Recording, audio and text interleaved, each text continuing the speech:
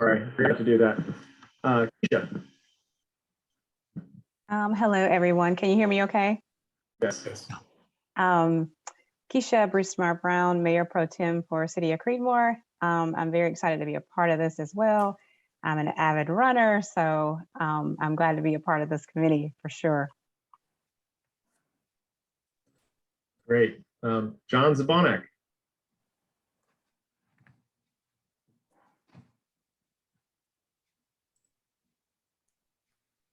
John, can you unmute and introduce yourself, please?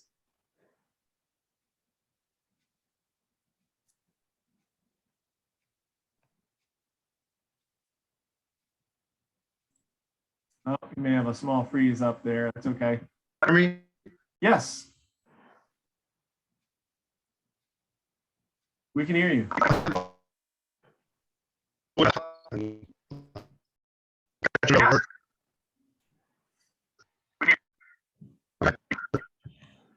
Your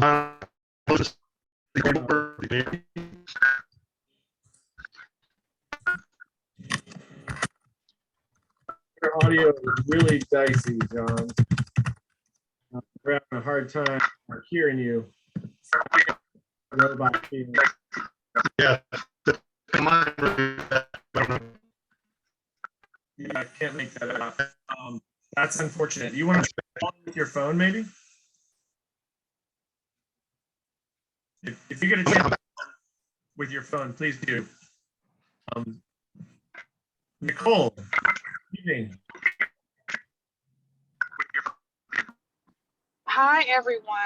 My name is Nicole Martin, and I am a CPRC and on my second term with the Board of Adjustment for the City of Creedmoor. And I will be on video as soon as I get home. I'm on my afternoon commute, picking up children and making my way to Granville County. All right, you sound extremely busy.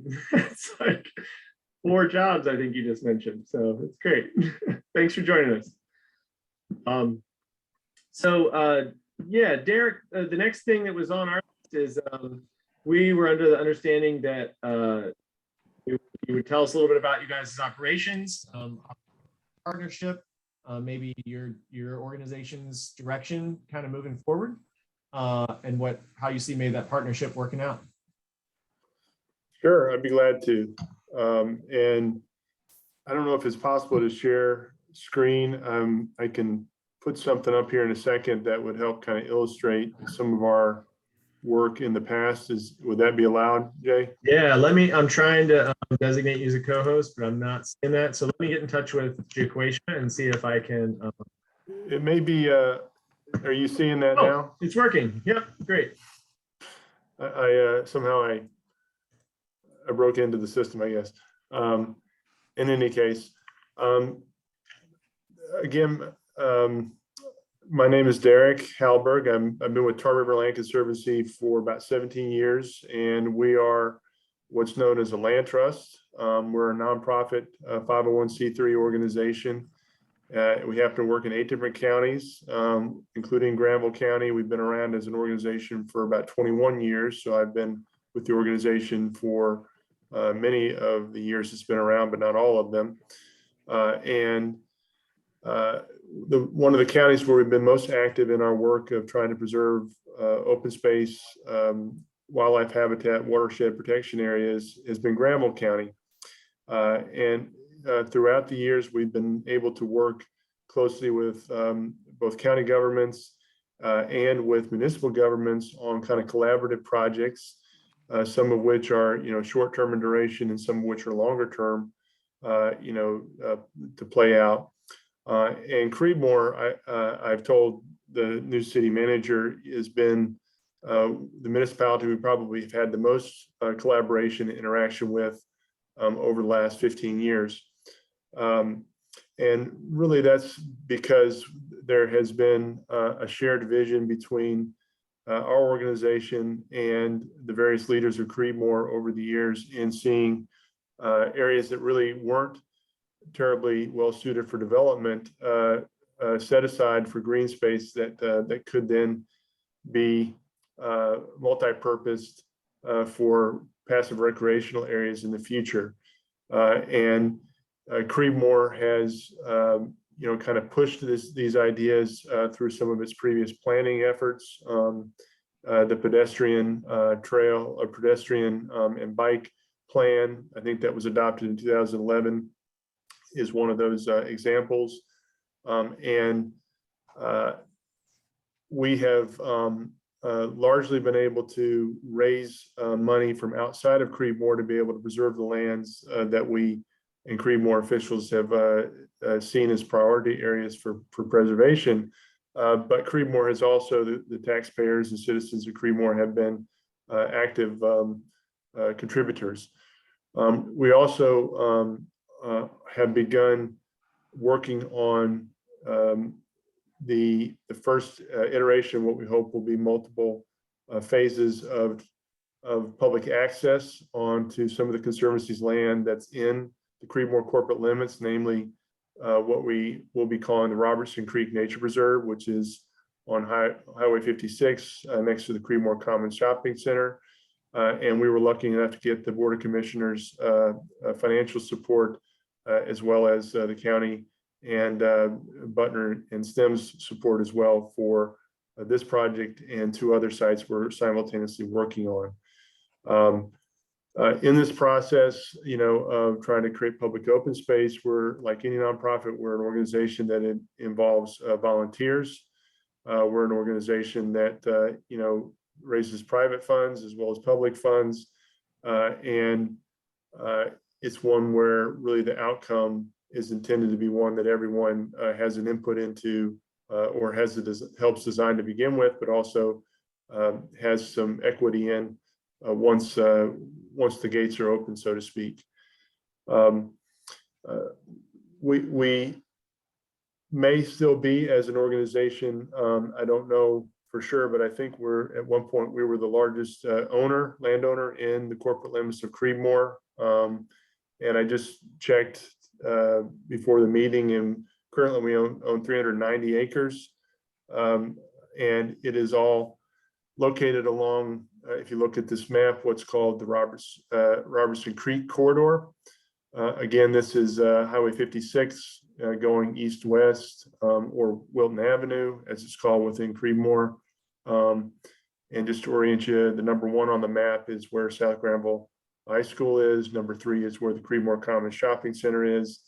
And if you look down here at number 5, that's where the Gauntlet is. That's where Creedmoor's open space and trails is located.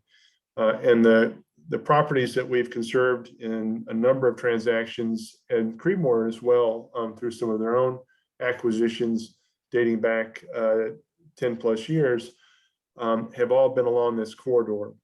And in that 2011 plan, the folks who were involved with that, with Creedmoor, envisioned that over time, in the fullness of time, there would be not only green space, but there would be bikeable greenway paths that would allow for people to utilize the sewer line easements that the city acquired a number of years ago before they joined Seguasa. But in the event of, or during the process of transferring the city's sewer infrastructure to Seguasa, the city wisely retained the right to be able to put greenways. The intention has been for many years that this greenway system, which I've gotten shown in purple here, which is where the existing sewer lines are, would connect to the Cross City Trail, which has been officially opened here with the bridge over Robertson Creek here recently, as many of you probably saw in the paper and in social media. But the goal has been to create access for people to be able to jog, as the commissioner said, is her passion, but also for people to be able to walk, ride bikes, and get to areas from their neighborhoods and from their businesses to schools, to other areas of the city, doing alternate means of transportation or on foot, rather than having to get in your car and drive, somewhere. our role really has been one of supporting role, and we've been excited as an organization that Creedmoor is embarking on this comprehensive plan update, or this new plan.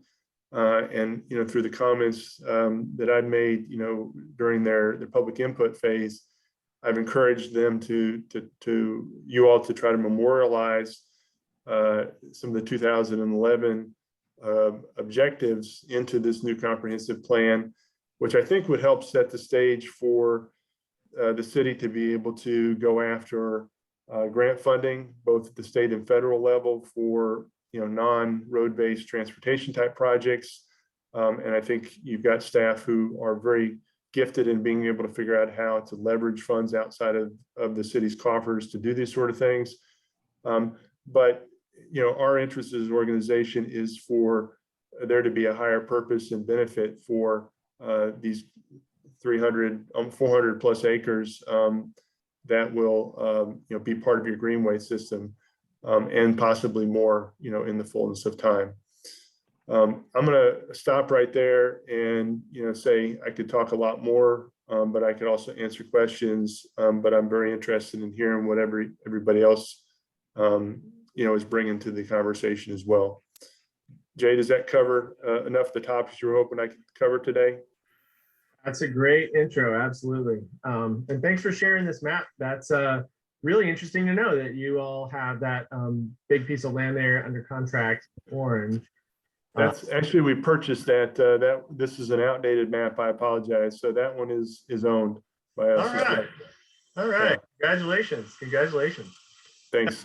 There's definitely I think a real opportunity for a partnership like you described has already happened to continue, because obviously we know that the city and most of the county around it is subject to the Falls Lake stormwater rules, and that kind of limits a lot of development potential, but not all. But it also, given kind of then the two major creeks that drain on either side of the downtown area, there's this great kind of opportunity to embrace that as a green belt of sorts, and kind of find ways to incorporate that. And definitely heard in the survey about people's desire for more passive recreational opportunities like biking and walking trails and jogging trails, because, well, I think partly because everyone had to do that the last 2 years, but also because it's great and people like it.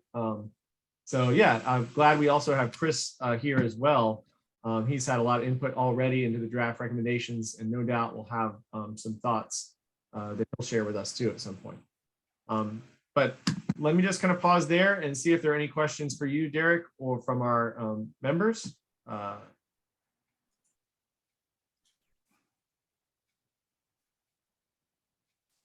Any question is a great question. Don't hold back. I have one.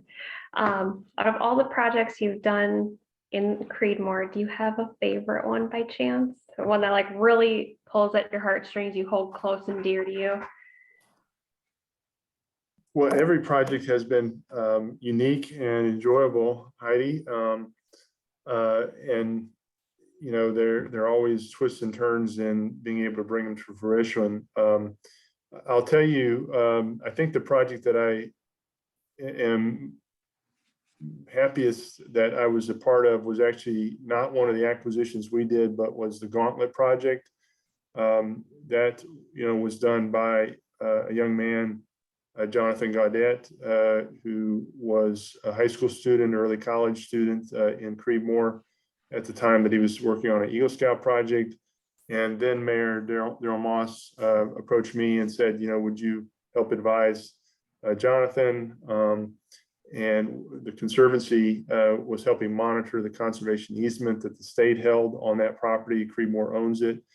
And it's turned out to be an incredible, community asset there. And I just saw how, it really brought a lot of people together, folks who were very interested in having access to the outdoors together in the Creedmoor area. Nothing like a great Eagle Scout project to, get people's generosity flowing. But it told me, it kind of reassured me and our organization that if we could do more of this in the Creedmoor area, if we could acquire more land, and if we could, you know, work within the planning processes that you all have, that there could be more of it in greater benefit and assets for the folks in Creedmoor over time. And that was really, I give Jonathan a lot of credit for, you know, reassuring me that this was going to be something that would work long term. And I haven't seen him in a long time. I hope he's doing well if any of you know him. Nice. Yeah, the gauntlet was definitely identified as a asset. And, you know, even aside from just the coordination of conservation and recreation interests, I think there's also a potential maybe economic development in terms of recreational tourism. You know, people will drive a long way to go mountain biking or play some disc golf, and those I think can be really compatible with conservation ideas. Now, I have a question, Derek, and maybe Chris knows better than you, I'm not sure, but it seemed like there was some discussion at one point about the potential that maybe mountain bikes were not compatible with conservation and stormwater quality in this area. Is that where is that? Where am I on that? Well, I guess it depends on who you ask when you look into it. I'll tell you that the Conservancy on the properties that we own that are in the Falls of Neuse or Falls Lake watershed areas and subject to the Falls Lake rules, we have concluded that pursuing pedestrian-only walking trails, hiking trails, natural surface trails is going to be a lot less. There's going to be a lot fewer regulatory hurdles to be able to bring that to fruition. The concern, I think, from some of the planning officials we've talked to in Granville County and other conservancies that are working in Durham and Orange County, is that there is more wear and tear on the properties that have mountain biking occurring on them, particularly in the type of soils that are found in southern Granville County, northern Wake County, in parts of Durham County, the Triassic Basin soils. It's not that it's impossible to be able to have it as compatible recreational use, but I think there's concern about, you know, being able to do it sustainably and maintain it, is what I know. And the question has been raised about whether you needed to, you know, incorporate stormwater features into the actual trails through the woods to be able to comply with the Falls Lake stormwater rules, for instance, which is not the case for walking paths. I'm going to make a note of that. That's unfortunate that that's kind of, that there's additional hurdles that have to be accommodated there. But I mean, that's the name of water quality protection, so that's important too. But you know, I will say that the discussions that I've heard regarding paved greenways are a little different. Of course, that's you know, more it's a firmer surface. It's going to require more engineering up front anyway to be able to put those in place, and presumably that would have to be done with the eye towards certain erosion control and stormwater control benefits. You know, along a mile of sewer line, for instance, where you're going to, you know, go from a grassy surface to a 15-foot or 12-foot wide paved surface. And in those cases, once you get it there, it should be good to go for forever. It's not going to erode away like it potentially could on a natural surface where you're doing mountain biking.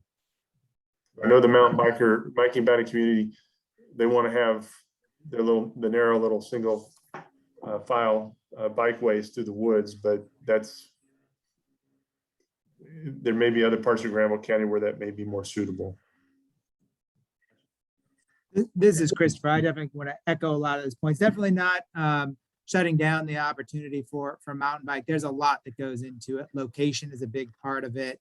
Planning is a big part of it. Everything comes down to, you know, trail construction, a well-built, sustainably built a trail. If you build a bad trail, whether it's a mountain bike trail or a hiking trail, erosion is a big concern. So a lot of that does come down to, again, the right trail on the right site that's well built, and then biker education. And you really also need to decide, is this a mountain bike trail? Is it a Yes. pedestrian trail? Is it a multi-use trail? You know, so I definitely wouldn't want to route it out. It definitely is something that requires more research. I know Falls Lake right down the road from us, the actual state park, they do have mountain trails in that state park that are quite popular. So I know it is something that can be done locally, but as Derek kind of noted, it really depends on the soil and the topography of the specific site that you are building it on and what the goals you're trying to accomplish with that particular trail. So it's Well, complicated. Yeah. Yeah, and just to follow on what you said, one key point you said, Christopher, which we've thought about a lot as an organization is, you know, the multi-use or single-use recreational use of these trails. You know, it is possible to have mountain bikers and walkers, joggers, you know, on the same path through the woods. But if you only have a couple of miles of natural surface trails, it's not going to be probably big enough to kind of have everybody spread out without potentially having conflict or really degrading the quality of the experience for people. And that's the downside. Our organization doesn't currently have enough land that's of a big enough size in with the right kind of soil conditions to be able to put in 5-8 miles of continuous potential mountain biking trails, which is what we've been told is really what you want to have. Yes, mountain bikers don't want you know, 1 or 2 miles of trail, like Derek said. They want, you know, 5, 8, 10. they want mileage on their trails. Yeah. Yeah. One thing I know, can y'all hear me? Yes, sir. One thing I know from, well, a lot of students, I've spent 13 years teaching down here.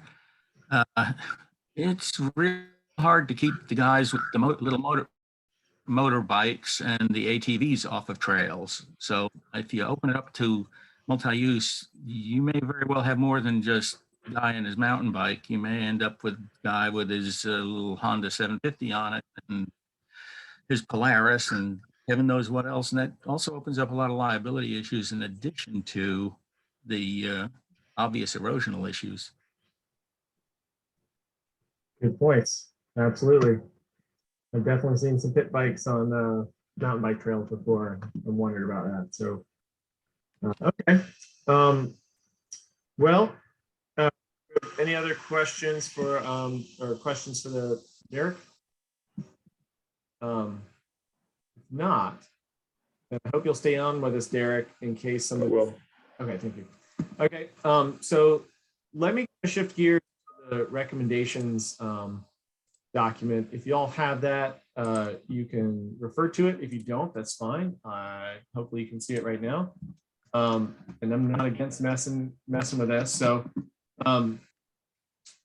one of the things we kind of recognized right from the start is that the UNERBA is a positive organization in terms of advocating for Creedmoor's relationship to the lake and the restrictions that places on the development.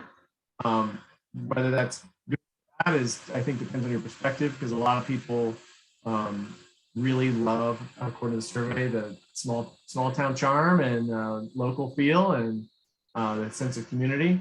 So, you know, perhaps in some respects, those restrictions have helped to continue that, as opposed to some of the other smaller towns that orbit the greater Raleigh-Durham area that have exploded in growth and in some cases lost that feeling. So kind of in the first two here for stormwater, we've talked about, you know, the city remaining a part of UNERBA and then continuing to work with neighbors like Butner and STEM can, explore opportunities where, for opportunities to, kind of carve out a niche. I don't expect you all to be subject area experts in that, but if you have anything to say, please chime in. And I know John has put a lot of thought into this, John's Bond. But these are kind of just the big recommendations we're kind of putting forward for the stormwater section. They're not, I wouldn't say they're groundbreaking. And it's too bad we don't have someone from maybe the Army Corps here tonight with us. But does anyone have any thoughts or objections or modifications or clarifications that they think should work their way into these recommendations? So this Some of is these, Derek. Yes. This Derek. Our organization is not directly involved in the regulatory matters that UNRBA is trying to help its member local governments kind of deal with, but this has been, kind of a topic of conversation between me and some of the Creedmoor commissioners and the community development staff over the last several years. And one of the things that I have seen that might be beneficial for Creedmoor to try to embark upon is kind of a demonstration type project. You're collecting money in the stormwater fees, every single year that goes into a pot of kind of a fenced pot of money in the city's coffers. And the way I think that was intended initially when those funds were required to be collected was that it was going to help the Creedmoors and Butners and Hillsboroughs, who are all upstream of Hillsborough, of Falls Lake rather, to do some projects to take care of some of the legacy stormwater problems out there, putting in stormwater retention or swales or various other types of things that could be done to try to reduce the inputs of nitrogen and phosphorus there. I don't know where those demonstration projects, could be within the city, but you have money that you all are collecting. And you also have a requirement to be able to start spending it on things that will reduce your historical nitrogen and phosphorus contributions, to the watershed. And so that, that would be a recommendation I would suggest be added, is using the stormwater fees, if at all possible, to find a local business or maybe one of the schools where you could find an opportunity to put in a demonstration for one of the types of practices that will help you meet those long-term regulatory requirements that you have to meet under the state rules. I wish Mike Frangos was on the call because he could say that a whole lot better than I can. We'll tap him to provide context later on and help massage that. But yeah, that's a great idea. I can think of a city I used to live in that made a gigantic constructed wetland stormwater treatment pond that also functions as a nature preserve. And people actually pay, to get into the park and go walk around a gigantic stormwater pond. Now it's full of alligators and birds and snakes and all kind of cool deer and stuff. So that's, it treats stormwater from the whole southern part of the city. So yeah, that's definitely kind of an opportunity. And I know that kind of plays in with something John has kind of floated a couple times, which was creating a regional stormwater solution for the southern part of the town that would then allow certain areas to be developed at a greater density. And I think that probably is a out of the box solution that maybe would need real subject area experts to go to bat and figure out. But I love that idea as the idea that, no one person can accomplish on their own, and it would take a city to harness the funds to do something like that. But I have that captured, that added as a recommendation, Derek, for a demonstration project. And I wish John we could hear John John, are you there? Can you, Yeah, am I here yet? Yes, you're there? completely.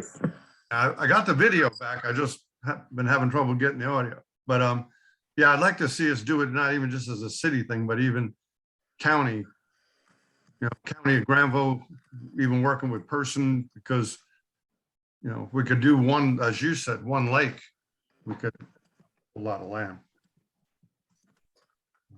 And that's a topic that's been brought up, in meetings I've been in for a better part of a decade. I think the one variable that seems to kind of be one nobody's quite sure how to get around it is that if you look on the maps, what's downstream of Creedmoor on all the major streams, Robertson Creek, Ledge Creek, and some of the tributaries, it's all federal property. And so to be able to put in, some sort of stormwater control or constructed wetlands and that sort of thing is going to have to require really the federal government to kind of hand over some of the land that's around Falls Lake. And that's why, I've kind of recommended, look what you got in town. I mean, yes, it'd be great to do it all in one central location. But if we can do it in, a couple acres here, 5 acres there, something, you get, you spread the benefits out, but also it's probably more likely to be achieved. I will tell you that Mike Frangos and I have been exploring the idea on the upper side of this idea of kind of a regional stormwater project that other municipalities can contribute towards upstream of Lake Rogers. And I've encouraged the city to kind of pursue some of the discussions with the State Department of Environmental Quality, because there's some degraded areas that on land that the city owns that we transferred to the city a number of years ago that in theory could be enhanced and generate some credits for the city. And so Mike, it's outside your corporate limits. It's outside your ETJ. I think it's actually in Butner's ETJ. But John, are you familiar with the land I'm talking about? They call it the Lake Rogers land. Okay. Yeah. But see, if we could cooperate where maybe we get the other upper counties to help pay for it, at least we end up with a park and they end up with less, trying to develop some of their properties. So it's a win-win. I agree. Because I'm dealing with this in Person County all the way up in Timberlake. We clear a lot for a house and we go over by, 30 feet. They want me to put in a $30,000 retention pond. And there's just a lot of areas that just can't be developed. That could be if we could find a solution like that. And like I said, I think the above Lake Rogers would be a great idea. Well, to be clear, what can be done regarding these types of funds to take care of what we call the legacy issues, the development that took place prior to the Falls Lake rules actually being put in place. It's not intended to take care of new development. The new development is intended under the state rules to kind of account for themselves and put in their own independent stormwater control measures, not to do it in an offsite location unless something's changed in the state statutes. Okay, I didn't know that. Yeah. Right, that was another one of the hiccups, but possibly that's something that could be addressed through, lobbying by the city and maybe Butner and STEM partners or Granville to some extent. So that's possibly something that could wind up as a recommendation as well, but it would be a long-term kind of lobbying goal. I've got a question. Has there been an endpoint effluent study done of what's actually ending up at Falls Lake in the way of debris and chemical pollution? Not that I'm aware of. Derek and Chris or anyone else? I wish Forrest Westfall was on the call from UNRBA. He could tell you all the studies and ongoing water quality sampling that takes place. And a lot of it's directed under the EPA guidelines that the state has jurisdiction over.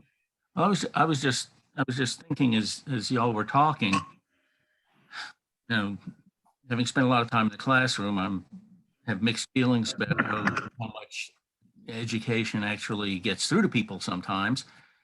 But maybe some kind of mini documentary, not too long, because people's attention span isn't very long, showing, here's the side of the road in Butner next to the storm sewer, and there's these bottles of junk and crud sitting there. And then here it is going downstream, and here it is landing at Falls Lake, and here's some of the simple chemistry. You're not going to bore them to death with all of probably 8,095 things that are actually in it, and say, look, y'all can make a difference. We need to fix this, and just put it on the website. Thinking like a public education component. Yeah. Okay. I know public education is definitely part of the requirements of being a community, right, Heidi? Yeah, stormwater rules come out. Okay. Yes, yes, it definitely is. That was actually one of the things that I made a note of today, was to try and think of additional outreach opportunities, specifically stormwater related, but also to involve potentially QEP because they're such a great partner. But that is a great idea, mini documentary. Good idea. Making a note of that. So for those of you that haven't had a chance to see it yet, this is kind of where the land use map is currently looking. From previous drafts, something that's happened is we kind of dialed back this industrial footprint that was up in the north. Let's switch to the hand so you can see. There was a larger industrial future land use envisioned kind of up here in the northern Highway 15. This was envisioned as a giant mixed use area, which seemed kind of like a clunky land use type. So we dialed it back to the medium density residential, and then thought that if we do move forward with continuing to keep this as kind of a node of activity, that it might be a more focused node for commercial development, non-residential development, and then kind of the neighborhoods to support it around there. And or it might get dialed back a little bit more in terms of next to the creek, next to the lake, in terms of protecting water quality. Another major change was to kind of try and make these commercial bits along Highway 15 more nodes as opposed to strips. Strip is basically strip future land use with commercial. And then there was some debate about what to do behind the industrial facility, knowing that this property is now acquired by Tar River Land Conservancy. Makes that a little bit easier decision to make, but there was some debate about perhaps the potential to have this be more of a industrial node that could expand a little bit perhaps, and since it already has industrial next to it. But there are obviously some residents there that will probably want to have more discussion about that.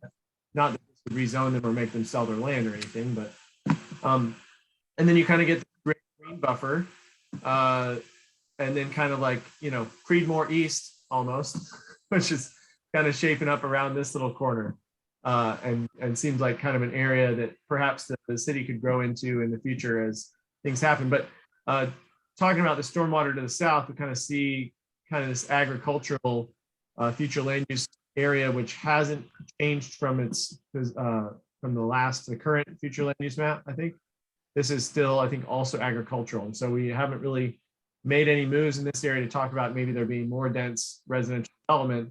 It seems like most of the stuff that was already up here would probably accommodate any growth in the town for many, many decades. So that some of these areas could be dialed back to help focus that growth more to kind of existing infrastructure.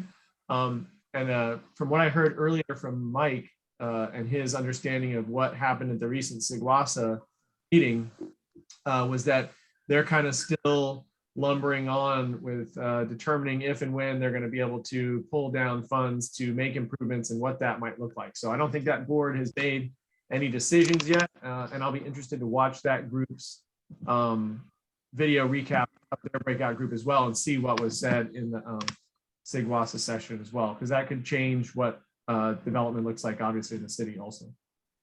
So SIGWASA just got a $35 million direct appropriation from the General Assembly in the state budget that was passed a couple weeks ago.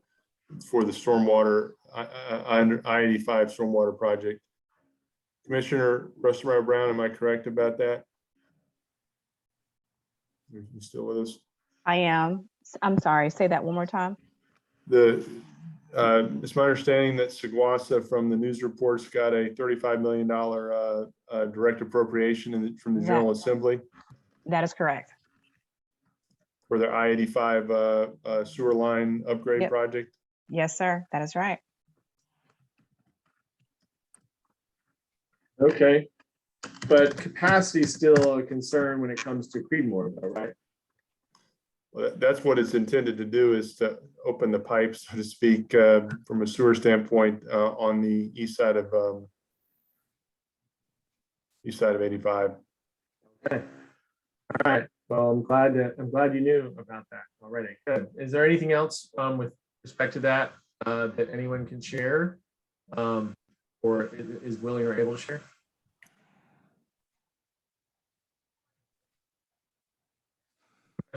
Well, I think that's interesting news, and that's kind of the thing we've kind of been discussing and not really knowing is how Seguasa is going to change or be impacted by and how that'll impact the town. So let me slide down to the Parks and Rec recommendations.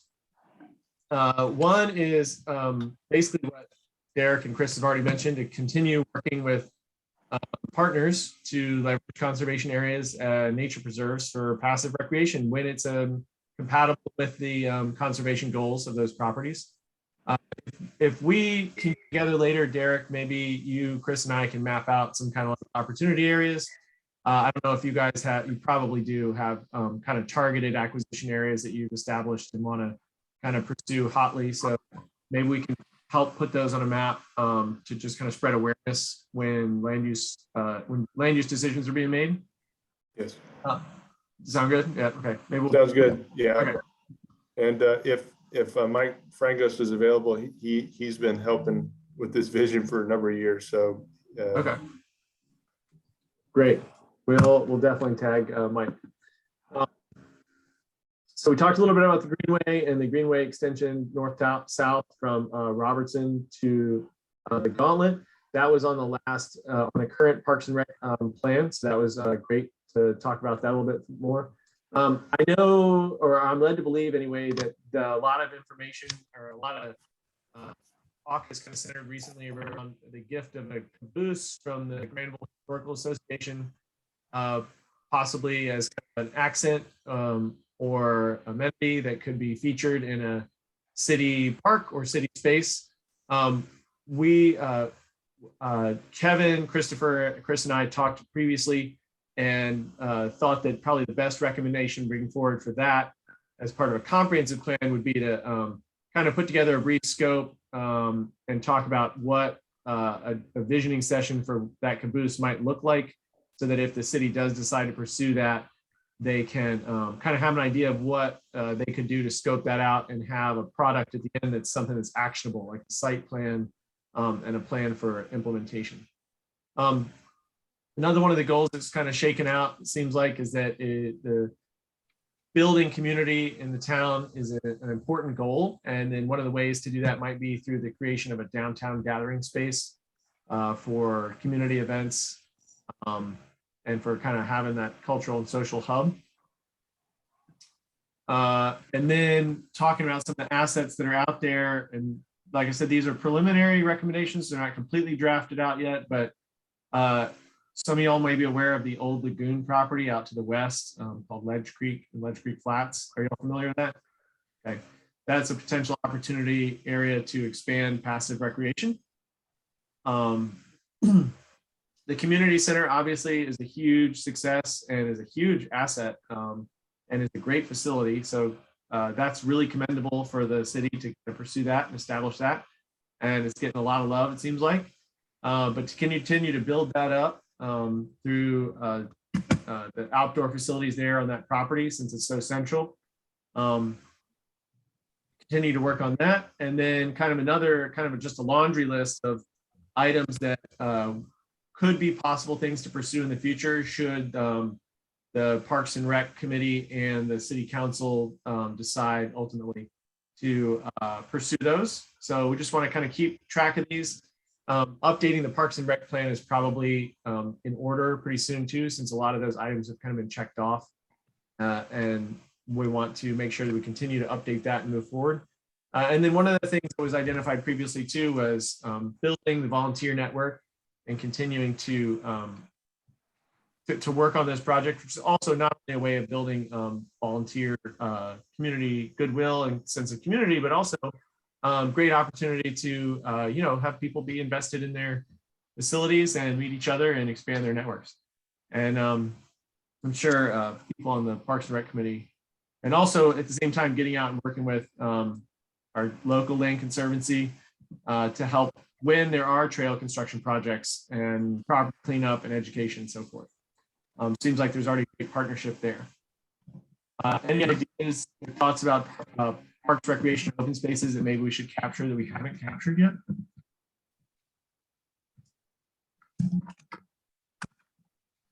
Or I hit everything I should have hit up. I just want to take a moment to thank Derek and Tar River Land Conservancy for the work that they do, both protecting, conserving open space, our water. But I really want to highlight, those trails, the pedestrian trails, natural surface trails, greenways. When you look at national surveys, when you look at the statewide comprehensive outdoor recreation plan, that's a statewide done every 5 years for North Carolina at what people want in their communities and what is in the greatest demand. It is trails, because they serve so many people in so many different ways. And in our community, that provider right now, outside of the Cross City Trail, which is a great investment led by the city, is Tar River Land Conservancy. They are doing excellent work. So they're a great partner in terms of providing what our residents and community members want. Thanks, Christopher, and thanks for helping get the word out on our volunteer days. And if anybody knows any high school kids who need some volunteer service hours, for honor society or college applications, we went ahead and added 3 volunteer sessions next week when we knew the kids will be on Christmas break. So look at Christopher's Facebook posts on the Creedmoor Parks and Rec page for all the details. I just got a question. Yeah, just to echo off of that, our litter sweep was really successful. We'd reached out to Falls Lake Academy, who actually need volunteer hours. So just a side note, maybe a couple extras if you send Falls Lake Academy an email. Because I had been asked by a parent if we were going to have another litter sweep before the end of the school year. So maybe for those that need a couple and want to get a couple extra hours in, just throwing that out there. Thanks. We did send it to the Falls Lake Academy and Oxford Prep. And I think, it went to the superintendent for Granville County Schools. And so it went to Granville Central and South Granville and Webb. But we haven't, we're getting mostly kids from Wake Forest right now, unfortunately. So if you have any more connections over there, I'm not sure if the information is getting to the parents and families.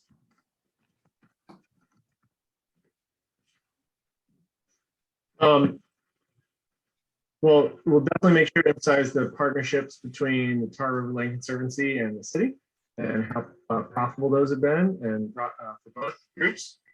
Are there any comments or thoughts from our other attendees about things that probably they haven't heard that they want to make sure that gets discussed in the future of the city moving forward the next, let's say, 5-10 years out? What would you expect to see with regards to stormwater, parks and rec, open space?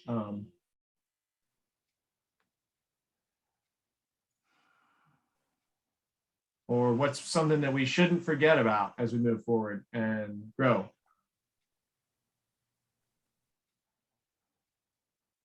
I think that this list covers a lot of great opportunity for us. And I think as we go along, I'm sure other ideas will pop into mind. But I think for right now, just from my perspective, a lot of this information that we have is fantastic. I think if we would take another look at that property that's aligns with my parking lots behind the City Tavern and El Corral, behind the old newspaper building. Again, the owner of that property did offer to lease it to me at one time. But if we had that area as parking, again, we could develop more of the land on Main Street, and we'd also have a place to do our Alive After Fives and downtown events. Yeah, I'm familiar with that property, and you're exactly right. That would be a wonderful spot for a parking facility for downtown. So are we talking about kind of this area right here? Yeah, and he Yeah. offered, so I talked to him, and he had offered it. He didn't want to sell it, but he said he would lease it. And then you could come in through my parking lot, go straight down and exit next to where the newspaper building is. If we got everybody involved, and it would, again, like the area that I have, what's parking next to El Corral. You know, two things. One, if I could get a reasonable price of sewer and water, and if I could, you know, had additional parking in the back. But, you know, a lot of the cities, when they do their Alive After Five, they have a large area to do that without shutting down Main Street. So all year it could be used for parking, and then multiple times a year it could be used for events. You could do concerts, you could do all kinds of different things. Yeah, I think I'm writing that down, John, and capturing that. And I think that's a big opportunity too. Like there's kind of this property here. There's this kind of huge property here. Maybe a little bit of it's wet, but some of it's dry. And there's kind of opportunities around where if we could get some of the uses off Main Street there, we could help kind of fill in the gaps in the smile, so I usually think of it as, and then kind of continue that building front along there. And, you know, some of these areas, like this was recently paved, I would have totally snatched this up for a downtown square, downtown gathering space, square, band shell, concert, you know, farmer's market, event space. If it was available, that would have been like my number one choice right there. But there's still a lot of opportunities all over the place. I know the town, we have the old depot building here, which is potentially a unique fixer-upper opportunity. Definitely fixer-upper. Jay, if we're talking about spaces, I don't know what it is, but if you zoom straight into where you were next to the Owl House Cafe,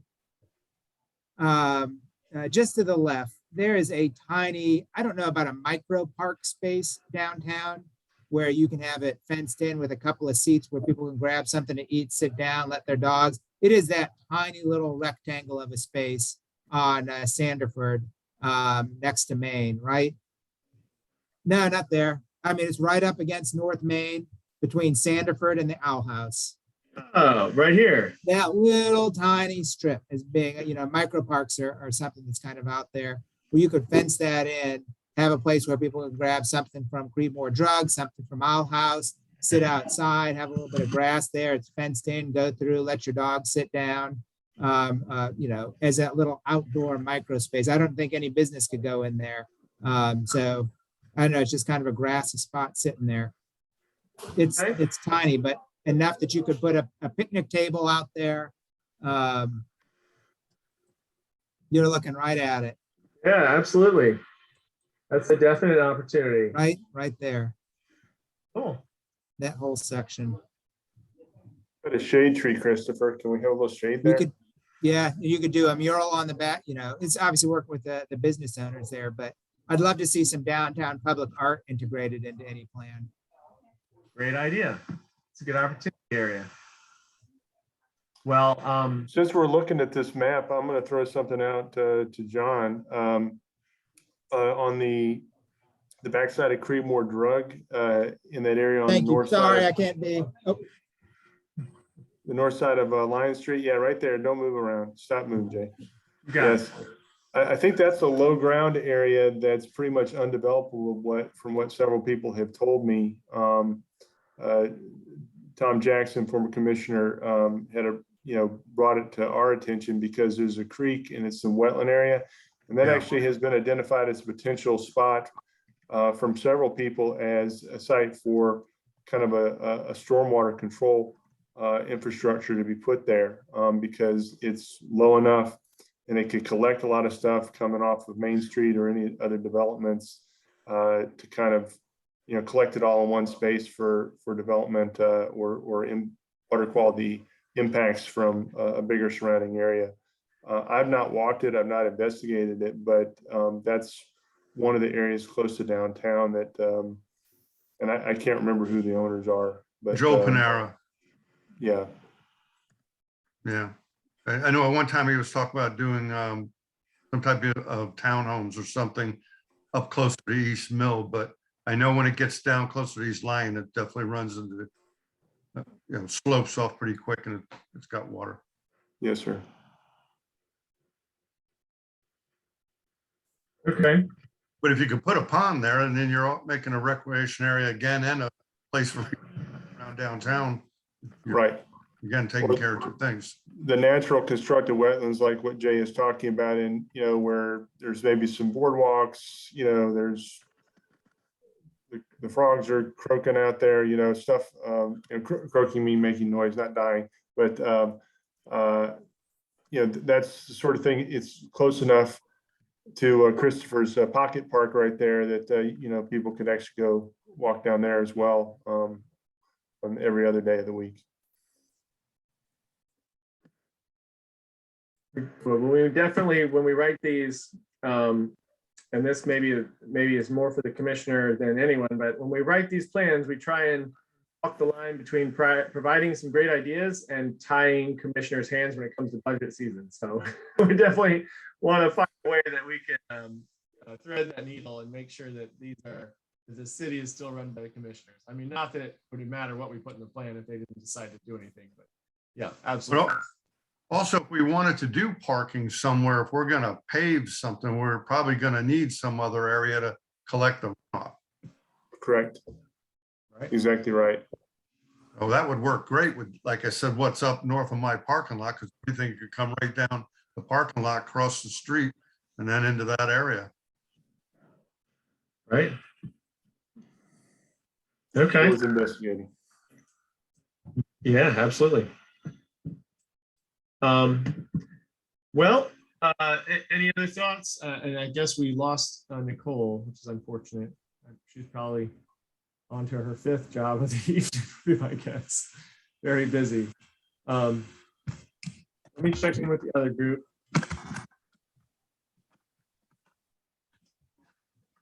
But any other thoughts while we're here together?